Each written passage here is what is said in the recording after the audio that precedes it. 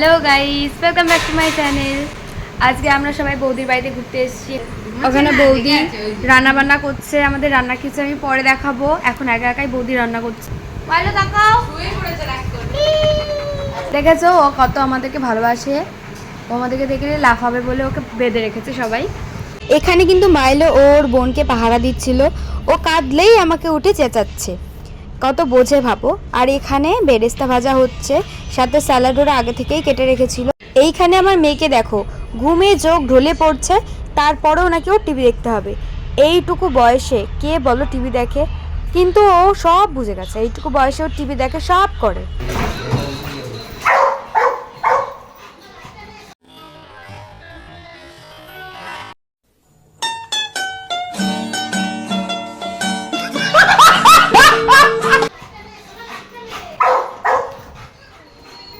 মেয়ে ঘুম থেকে উঠে যাবে বলে বাবার কত চিন্তা, তাই ওকে চুপ করানোর চেষ্টা চলছে। এখানে সবাই আমার ভিডিও দেখছিল টিভিতে চালিয়ে। আচ্ছা, আমরা বাদ দিয়ে বাকি যারা গেস্ট ছিল তারা সবাই চলে এসেছে। বৌদি এখানে বিরিয়ানিটা দমে বসানোর জন্য সাজিয়ে নিচ্ছে। তোমাদের কাছে ছোট্ট একটা ভিডিও শেয়ার করলাম।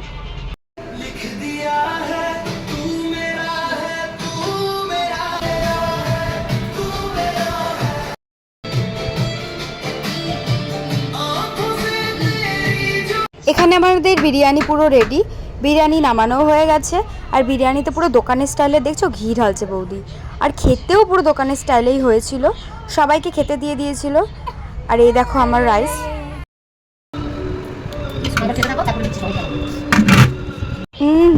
জাস্ট ওয়াও হয়েছিল, তোমাদেরকে কি বলবো। আদর হচ্ছে এখন এখন বাচ্চা আদর হচ্ছে। সবাই চলে আসো, আমার বাচ্চাটা বিরিয়ানি খায়নি।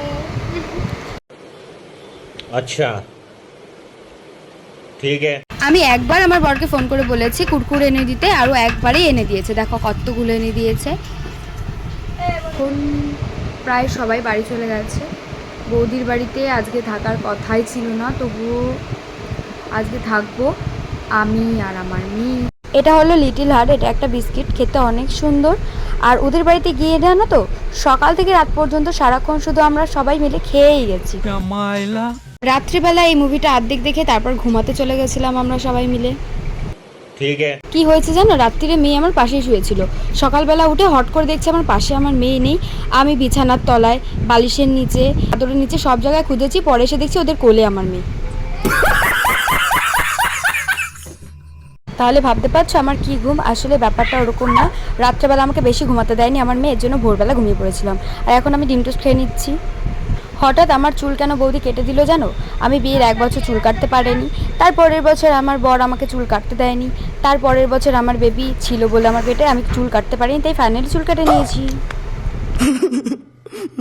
হ্যাঁ হ্যাঁ, এটাই ছিল আসল ব্যাপার চুল কাটার। আমার বর আমার চুল কাটা একদমই পছন্দ করে না। তারপরে সবাই দুপুরের খাবার খেয়ে আস্তে আস্তে আমি আর আমার মেয়ে রেডি হয়ে গেলাম। রেডি হওয়ার সময় আমার মেয়ে কী করেছে দেখো, হাতেই টয়লেট করে দিয়েছে। কিচ্ছু করার নেই, এভাবেই বাড়ি যেতে হবে আমার।